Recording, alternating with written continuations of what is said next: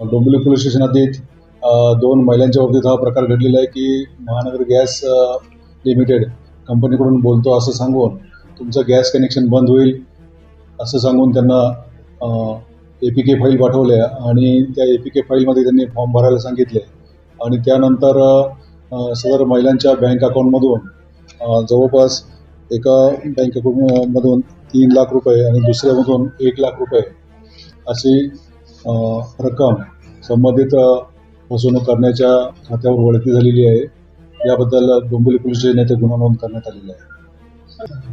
अशा पद्धतीचे गुन्हे यापुढे पण घडू शकतात. APK फाईल कृपया कोणी ओपन करू नये. खात्रीशीर असतील तरच त्या ओपन करण्यात याव्या, अन्यथा आपली आर्थिक फसवणूक या माध्यमातून होऊ शकते, याची खबरदारी सर्वांनी घ्यावी.